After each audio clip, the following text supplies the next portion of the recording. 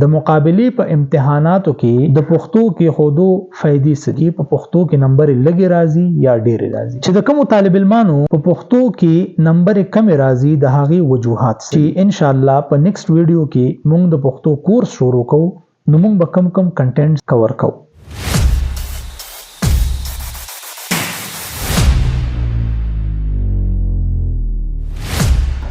حیوانات که په خبرو پوهېدلې ازمري به په پښتو ژبه ګویان.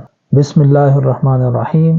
زه معلم افضل او زه په خپل چینل معلم نامه کې تاسو ټولو ته هرکلی وایم. قدرمندو په دې ویډیو کې به د ټولو نه مخکې زه تاسو ته دا خلاصه بیان کوم چې موږ به په څه باندې بحث کوو. اول دا خبره چې پښتو مضمون د مقابلې په امتحاناتو کې ولې کې خودل پکار دي او د دې څه فائدې دي.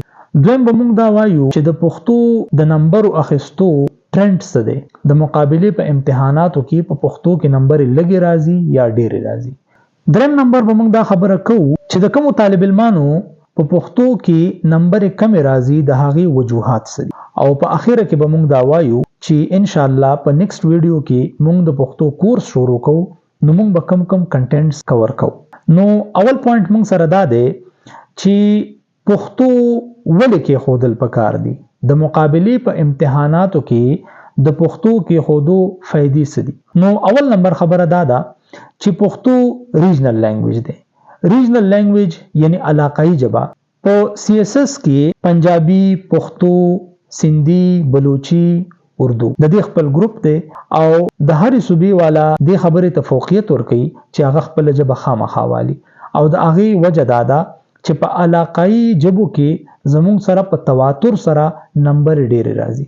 په پنجابي کې د 90 نمبر نمبر ډېر کسان اخلي او زموږ سټوډنټانو دا کال یعنی د 2023 په امتحان کې 93 نمبر هم اغستی یعنی 93 مارکس هم اغستی. 86 مارکس زموږ درو سټوډنټانو اغستی او د دې نه علاوه په 80 یعنی په 70 کې ګڼ شمیر زموږ سټوډنټان دي چې هغوی دا نمبر اخستی او دا هغوی DMCs موږ وخت په وخت په مختلفو ګروپونو کې د واتس اپ یا د ټلګرام په ګروپونو کې هغه موږ شیر کوو.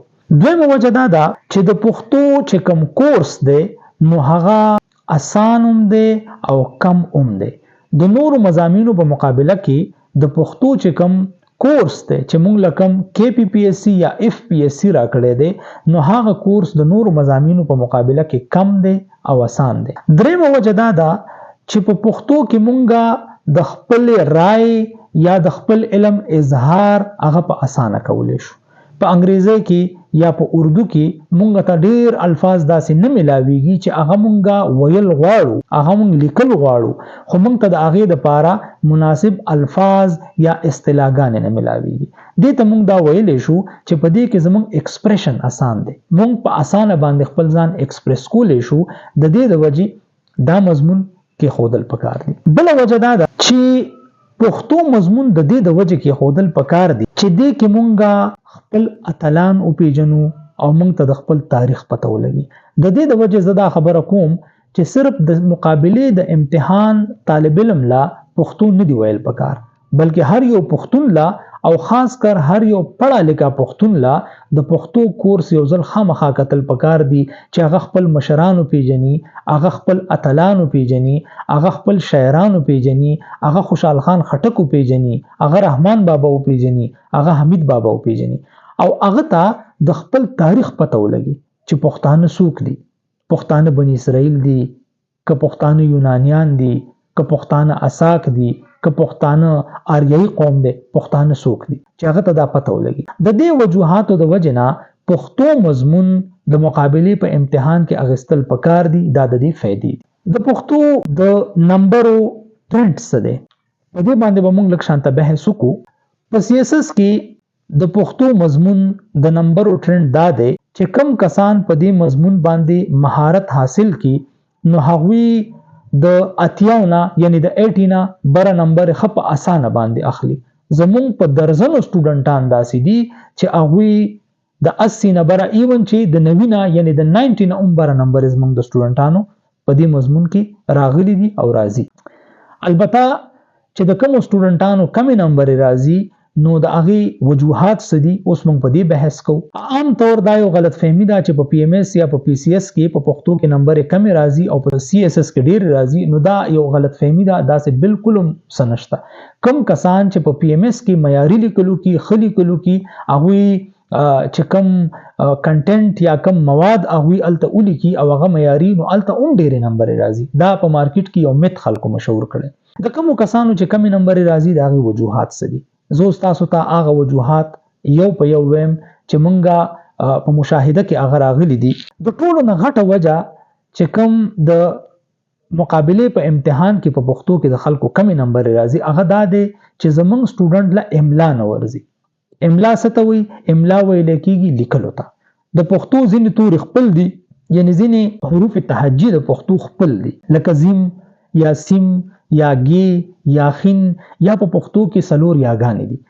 اوس سټوډنټ اغلا املا نه ورزي. نو کم کس لا چې املا نه ورزي د دې داسې مثال دی لکه په انګریزي کې چې چاله سپیلینګونه نه ورزي. اوس که یو کس په ډیموکراسي باندې ایسه لیکي او هغه د ډیموکراسي سپیلینګ نه ورزي، هغه د اکاونټیبিলিټي سپیلینګ نه ورزي، هغه د ترانسپیرنسي سپیلینګ نه ورزي، هغه د پبلک پارټیسیپیشن سپیلینګ نه ورزي، نو ایگزامینر د هغه په کنټنټ کې دلچسپي نه اخلي ځکه چې د هغه سپیلینګونه غلط دي. دغه شان په پښتو کې چې د کوم کسانو املا کې غلطیانی نو د هغه د وجې د هغه نمبر کم راځي. دویمه خبره دا ده چې پښتون چې زموږ څومره سټوډنټان دي پښتانه نو هغه د لیکلو پریکټس نه کوي. هغه په دې تمه باندې چې موږ په امتحان کې کینو او بس الته بداسي یو جادو کیږي چې موږ ډېر نمبر اخلو او موږ به ټیک ټاک لیکل کوو. نو د پریکټس نه کولو د وجنه هغه په پرچه کې هغه شانت لیکل اونکړې شي کم چې الته د ایگزامینر ریکوایرمنٹ دی.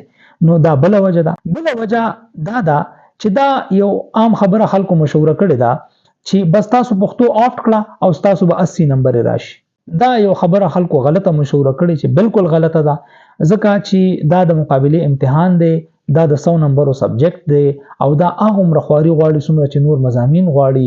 نو که په دې کې خواري اونکړې شي نو دا لازمن خبره ده چې نمبر به کم راځي. بل غټه وجه د نمبرو نه راتلو هغه د غلط سوال حل کول دي. په ځینې وخت کې زمون طالب علم یو سوال ته وګوري او هغه ته په لومبي نظر هغه ډیر اسانه لګي، خو چې کله هغه شروع کی نو بیا هغه نیم پیج نه مخکې نشي تللی په هغه باندې. نو د صحیح کوېسچن انتخاب دا یو فن دی او دا مونږه سټوډنټانو ته خایو، په دې باندې مونږه په لیکچرو کې به ان شاء الله بحث کوو.